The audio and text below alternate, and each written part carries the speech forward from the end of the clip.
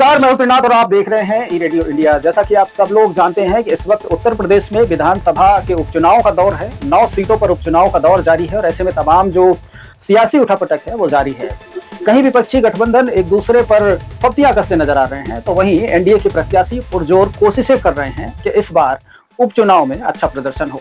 पश्चिमी उत्तर प्रदेश की बात करें तो मीरापुर उपचुनाव का हाल आपने देखा कि किस तरह से वहां पर जो मतदाता है, जो जाट मतदाता है, वो कैसे अपनी निर्णायक भूमिका अदा कर रहे हैं। ठीक उसी तरह से अलीगढ़ की खैर विधानसभा सीट है जहां पर उपचुनाव हो रहा है। ऐसे में अब इस सीट के समीकरण क्या है, इस सीट पर किसके पक्ष में जाता हुआ वोटर दिख रहा है, इन तमाम चीजों पर आज हम लोग इस वीडियो में बातचीत करेंगे। अलीगढ़ की जो खैर विधानसभा सीट है वो न केवल जाट मतदाताओं के लिहाज से बेहद मायने रख रही है, बल्कि वहां पर एससी समाज, मुस्लिम समाज और इसके अलावा जो ब्राह्मण मतदाता हैं वो भी ठीक ठाक संख्या में है, जो कि इस चुनाव में बहुत ज्यादा अपनी भूमिका अदा करते हैं।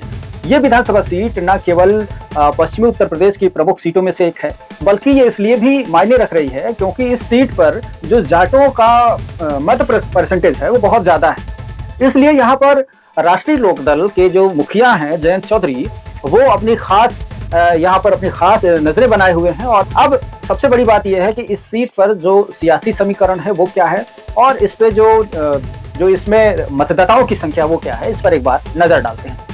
जब भी ब्रेक लेता है कोई ना कोई कांड करता है, इस पे नजर रखनी पड़ेगी। इस सीट पर कुल 4 लाख से अधिक मतदाता हैं, जिसमें 1.25 लाख वोटर्स जो हैं वो जाट मतदाता हैं। इसके अलावा 90,000 के आसपास ब्राह्मण मतदाता हैं। दलित मतदाता यहाँ पर 50,000 और जो मुस्लिम है लगभग 40,000 के आसपास। तो कुल मिलाकर अगर देखा जाए तो जो जाट मतदाता है सर्वाधिक है और सेकंड नंबर पर ब्राह्मण मतदाता है। दोनों जो मतदाताएं हैं उनको लेकर के रिझाने की जो प्रक्रियाएं हैं वो लगातार चल रही हैं। इस विधानसभा सीट पर सुरेंद्र दिलेर को मैदान में उतारा है, तो समाजवादी पार्टी ने चारू को इस मैदान में उतारा हुआ है। चारू केन पूर्व जिला पंचायत अध्यक्ष गुड्डू चौधरी की बहू है और कार्तिक जाटों की पत्नी है। तो ऐसे में जो उनका भी दबदबा है वो काफी अहम माना जा रहा है, क्योंकि जो पिछले वर्ग के एससी वोटर्स हैं उन पे उनका दबदबा काफी अच्छा है। और ऐसे में अब जो लड़ाई है वो बड़ी दिलचस्प हो गई है और ये माना जा रहा है कि यहाँ पर मुकाबला बड़ा कांटे का देखा जा सकता है। तो इस विधानसभा सीट पर चारू कैन और सुरेंद्र दिलेर का जो मुकाबला है वो बेहद दिलचस्प है। जहां एक और जाट मतदाता जब इस सीट पर पूरा वर्चस्व बनाते हुए दिख रहे हैं, तो वहीं पर अब जयंत चौधरी इस सीट पर लगातार चुनाव प्रचार कर रहे हैं। और ऐसे में ये माना जा रहा है कि जयंत चौधरी के वहां पर जाने से जाट मतदाताओं में एनडीए के प्रति अपने आप झुकाव आएगा और एनडीए का प्रत्याशी यहाँ से किसी तरह से हो सकता है कि इस सीट को निकाले। लेकिन मुकाबला बड़ा दिलचस्प दिखाई दे रहा है। चारू कैन को भी किसी भी स्थिति में यहाँ पर कमजोर नहीं समझा जा सकता है। उनके जो पति है कार्तिक जाटव और ससुर हैं, यानी कि जो वहां से पूर्व जिला पंचायत अध्यक्ष रह चुके हैं, उनका काफी अच्छा दबदबा क्षेत्र में माना जा रहा है। तो ऐसे में अब दोनों नेताओं का जो टक्कर है वो देखने को मिलेगा। और अगर पिछले चुनाव की बात कर लें तो उसमें स्थिति इस प्रकार है।